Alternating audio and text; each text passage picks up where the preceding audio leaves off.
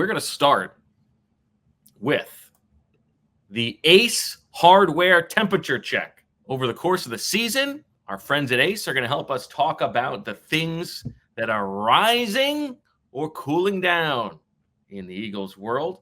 And we can take a look at what Eagle is heating up or cooling off with our Ace Hardware temperature check. Visit Ace Hardware Home Services online at www.acehardwarehomeservices.com to get started on your next project. And I think this is very easy. This is what the whole city is talking about, Zach. You walk outside and everybody's shouting at you, hey, is it going to be Tanner McKee as the 2? Or are they going to throw Kenny Pickett overboard? Let's talk about it. We talked about it last night, but I don't think that sleep, a good night's sleep for most of us, has deterred the way that most people feel. Tanner McKee is the better quarterback than Kenny Pickett right now. How long will it take for the Eagles to admit that? That's a leading question, right? Because accurate. You're not asking me, is Tanner McKee the better quarterback? You're saying Tanner McKee is the better quarterback. How long will the Eagles take to think that? I'm a journalist. I'm telling the truth. Okay, well, you're giving your opinion. That's not an opinion. Look, that is an opinion that Tanner McKee is the better quarterback than it's not. Pickett. It's fact. Things have. This is like Mekhi Becton is not the starting right guard yet. Yes, he is. Okay, so I agree. Kenny Pickett has been outplayed by Tanner McKee. So I'll start with that. There are different factors at place in the game, at least last night. I think that's why this conversation needs to go beyond simply the game last night. The game last night, there were factors beyond. I don't want to say beyond Pickett's control because he has the ball every play. But he's going up against the first-team defense. As Nick Sirianni said, there was a lot of pressure in his face, more so than with McKee. But I do think, and I'll give you credit because you identified this early on, McKee gets rid of the ball quicker. Okay, I think he makes quicker decisions, and the offense seems to run better with McKee in there. There's parts of Pickett's game that McKee can't duplicate, the mobility in particular, extending plays. McKee does not do that nearly as well. But, yeah, McKee has played better, has shown more promise. Pickett has starting experience in this league. It depends how much the Eagles value that. So I'm going to turn this around to you here because this is what I want to know. Do you think the Eagles are clinging to the idea of Pickett as the number 2 because of the investment that they made? Or do you think it's because of the overall evaluation of Pickett that includes the context of his first 2 seasons in the NFL, perhaps their evaluation of him coming out of Pitt, in addition to the investment that they made?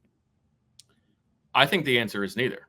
I think they are not actually clinging to it. Okay. I think they are saying that they are clinging to it. I mean, the degree to which they are professing, there's nothing to see here. Kenny Pickett is our number 2.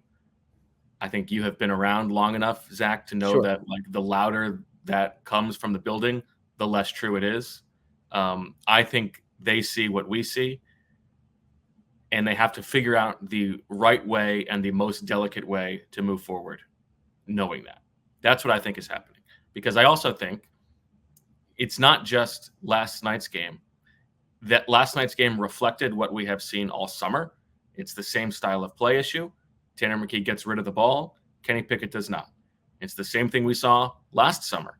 You know, I wrote the column after the second preseason game last year that Tanner McKee should be the number 2 over Marcus Mariota for a lot of these same reasons.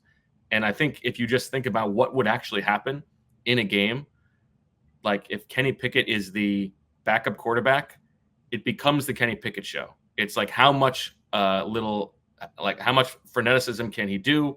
Can he escape the rush? Is he going to get rid of the ball? What kind of plays is he going to make?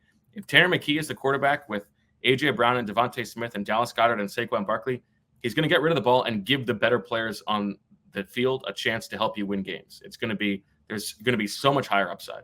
I think Tanner McKee is a good quarterback. But aside from that, if the Eagles accept that, how do they move forward? I don't think they're going to cut him. That would be silly, right? You know, he would be overpriced for a third quarterback, and his contract's guaranteed, but it's not onerous. It's 1 and change this year, 2 and change next year. I think that they would love to trade him if they could. I think my guess is that they would probably be more open to a player-for-player trade so that it doesn't look like, well, you gave up 4th-round value for him in April and now you're trading him for a 6th-round pick. Like, that wasn't a good deal. So I think that's a possibility.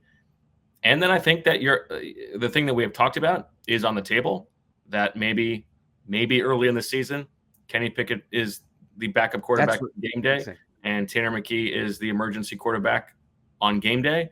But if something happens long term, it'll be a very short leash for Kenny Pickett. I just don't think the idea that they don't believe what everybody else has seen, and as I said last night, what everybody on the roster has seen over the course of the summer, like the eye in the sky don't lie, as they say, right? Like, the tape doesn't lie. They have a guy who is clearly better, and for like all the reasons that they liked Kenny Pickett as cost controlled assurance, Tanner McKee is even cheaper and has an extra year on his deal. So, for a moment, don't be an evaluator, be a forecaster. Week 1 against the Green Bay Packers, who's the number 2 quarterback? Who's the designated 3rd quarterback? I think if they're both on the roster, Kenny Pickett is number 2. I think right now there's a real chance that Kenny Pickett is traded. Okay. But that's my point, is that I'm expecting Pickett to be the number 2 quarterback. I do think they are honest when they say that Pickett's their number 2. I don't agree with that at all. I don't think that's ironclad, but I think the way they view it right now is Pickett's their number 2, McKee is their number 3. Because if there was a game tomorrow, I think you need a little bit more skepticism about the things that they say to you on the podium. I'm not even talking about what they say at the podium. I'm saying based on how, and this is what you just said. If in Brazil, you said you think Pickett's the number 2 quarterback and McKee's number 3. That's exactly what I just said. I'm not saying that's the way it should be. I don't think Pickett's been as lights out as McKee's been as lights out as it might be portrayed. I thought, frankly, in the joint practice on Tuesday, Pickett outplayed McKee. But I do think on the aggregate this summer, McKee has outplayed Pickett. I wrote in that 15-step guide to Howie Roseman's offseason that you can find on allphly.com. Before that, the Eagles should give McKee the chance to win the backup job. That I didn't think they should add someone like Pickett. When they added someone like Pickett, I understood the impetus for it, or the motivation for it. But I still believe that McKee should have had a more earnest job or an earnest opportunity to win the number 2 job. I think if they went into Brazil, if the Brazil game was this weekend, Pickett would be number 2, McKee would be number 3. I'm not saying that's the way it should be, but I do think that's the way it is. And I've been consistent with this, is I also think if Jalen Hurts went down for 10 games, 6 games, whatever it may be, then I think Pickett is I think they would start McKee. But what we don't know about McKee, and I'm curious what that smirk on your face is for. We'll find that out in a second. What we don't know about McKee yet, okay, is you say how he would function with A.J. Brown and Devontae Smith, and I get that. But how he would function against a top defense, against a defensive coordinator that's scheming for him, because that has not happened yet in the NFL. Okay. We would also have a much better offensive line. I mean, all of that sure is part of the bigger picture. I'm smiling because I just got the text message that I believe the 3rd of the 6 cameos I have ordered for the 7th annual Ospreys has just been delivered.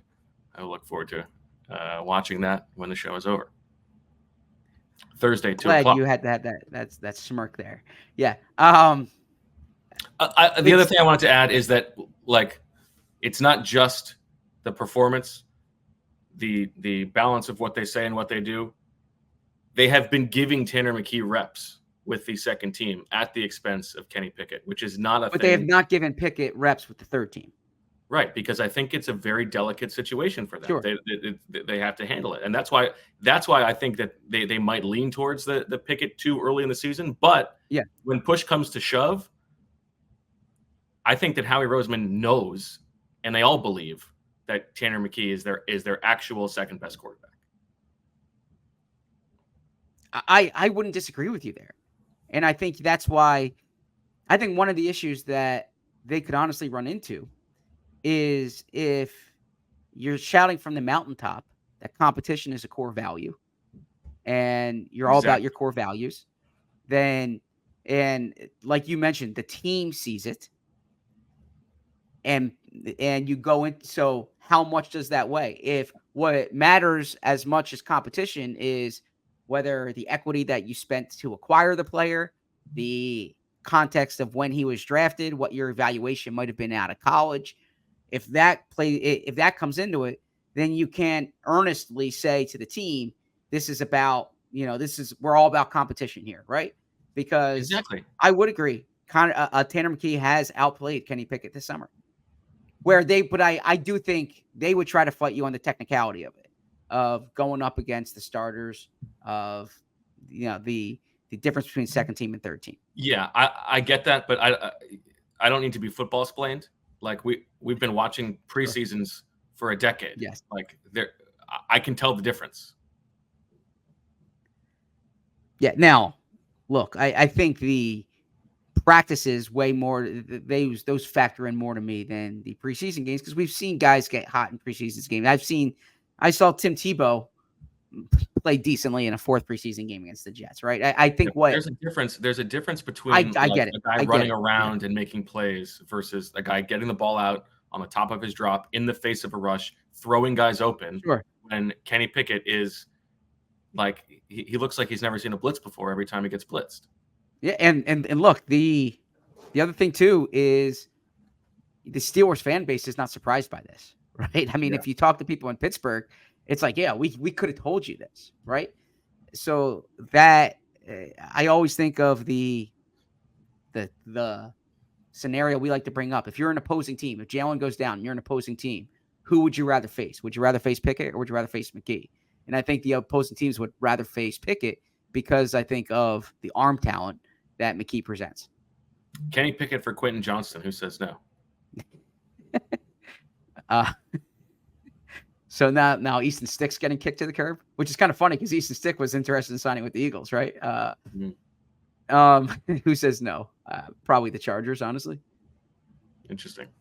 I don't know the answer to that, but I also don't think the Vikings are like rushing to get Kenny Pickett. I mean, Sam Darnold's here for that reason. I don't think that's. Yeah. I think that's a situation that would make more sense is Los Angeles, where or somewhere where they're really more worried about the backup, not someone to compete as a starter. Sure. Okay. All right. Well, let's use this to begin our. If I could just ask you this, and we'll have time to discuss it. Third preseason game. Do you think it's Pickett versus McKee in that game, or do you think that they're acting very delicately here? I don't think that Kenny Pickett's going to play. I think they want Kenny Pickett on ice right now. I think they'll give McKee a chance to play a half, and maybe Will Grier a chance to play a whole half or something like that. I don't know. What do you think? I guess the idea of the Will Grier thing last night was to get him a series. Yes. In case that they don't play him in game 3. So I don't know. Maybe they will both play. What do you think? Well, yeah, they thought Grier deserved the series. I think that you'll see less of Pickett and less of McKee. I think you'll see a lot of Will Grier next week. Okay. All right. Let's get to our 53-man roster projections as a way to wrap around all these conversations from last night. I think I would be surprised if you and I don't have the exact same thing here. I've got all 3 guys on the roster at the moment. Yeah, I have the same 3 guys. I don't have them trading Kenny Pickett right now. Certainly wouldn't rule that out. Let me ask you this, Bo. What if a team has watched McKee and is really intrigued and they offer something for McKee? Would you trade McKee? What are they offering? A third. A third? Ooh, interesting. I mean, that might be high, but that's spicy. I mean, I probably wouldn't. We're talking about he's a Camp Crush. Evolutionary Nick Foles, but I think people need to get over. I think people need to stop the evolutionary Nick Foles thing. I mean, look, a 6'6", like a tall quarterback's not necessarily Nick Foles. He's a good player. Yeah, I think Nick Foles had a little more athleticism than he did. I don't think Nick Foles. I think Nick Foles was a little bit more of. I think Foles' game was different than McKee's. Yeah, he only won one Super Bowl. McKee's going to win multiple. But as I said on the postgame show last night, which you can still watch the replay if you missed that on our YouTube channel or wherever you get your podcasts. In 2017, Foles did not play at all in the preseason. Before his injury, he really struggled. He barely was there in the spring, and there was concern. There was concern about Nick Foles going into that year, and then they kind of let Foles got healthy. He got some confidence, obviously, in the playoffs, and went on a heater. But it's not without precedent that a backup quarterback struggles. They hang with him, and then that guy catches fire. We all silly like the mayor.